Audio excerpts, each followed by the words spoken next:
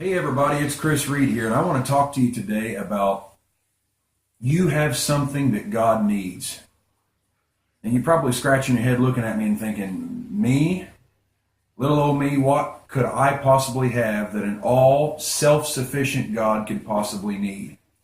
Well, the God that created the heavens and the earth, the Bible says that all of the earth is the Lord's and the fullness thereof. So all the gold, rubies, diamonds, and pearls, everything that's in this earth, all the property, the land, the assets, God has all that. But do you realize that you possess something that God needs? You see, when God created everything, if he didn't have something that he wanted, all he did was speak it into existence with his word. But when God created man, he created his most prized possession. He created something in his own image and likeness. You see, there's an element of God. It's not just an attribute, but it's his identity. 1 John tells us that God is love. So he doesn't just have love, he is love. But love without return is loneliness. Have you ever been lonely? I mean, we all have experienced loneliness. At times it's when you're by yourself. But, because man is made in the image of God, and since God is love, all men possess a measure of love within them. But if you have nobody to put your love on, well, then it's loneliness. Loneliness is simply love without reciprocation. It's not given back to you. So God had all the angels in heaven. He had all this creation, the animal kingdom, but he wanted someone to love him back by choice, not by requirement. So God made man different than the angels and the animal kingdom. He put within him his image, his likeness, and he gave him a choice to love him. We weren't pre-programmed robots, but he gave us a choice to love him.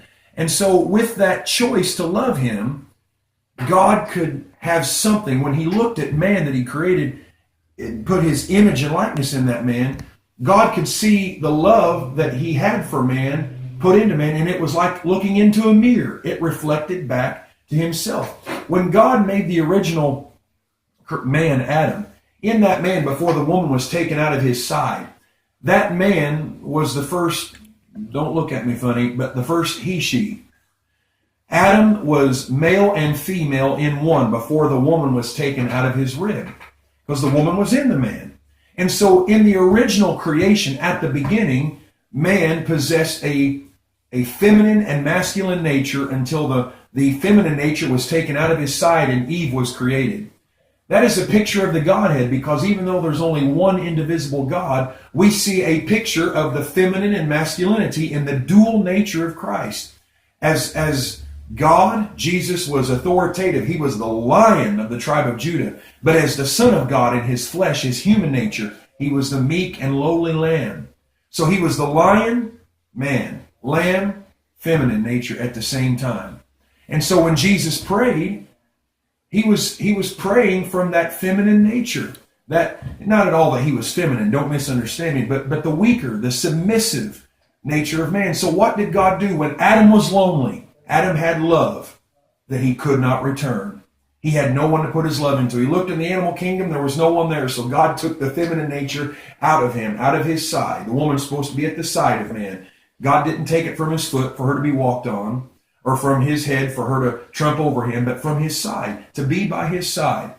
And so God took that feminine nature out of the man, and so man could be complete when he had love to be reciprocated. So you got Adam and Eve. Adam was incomplete without the bride, just as Christ, the bridegroom, is incomplete without the bride of Christ. So the church is in him, the bride of Christ, and the bridegroom is Jesus. And God is incomplete without us, and we as the church, as the bride, are incomplete without him, because loneliness is simply love without reciprocation. So if there's an emptiness and a loneliness and an unfulfillment in your heart today that nobody or nothing in this world can fulfill or satisfy, it's because you are made in the image of God and you possess an element of love that you've got to pour out on your Creator because he's pouring it out on you. And so there's an incompleteness there because we're the bride, he's the bridegroom, just like Adam and Eve. We're incomplete without each other.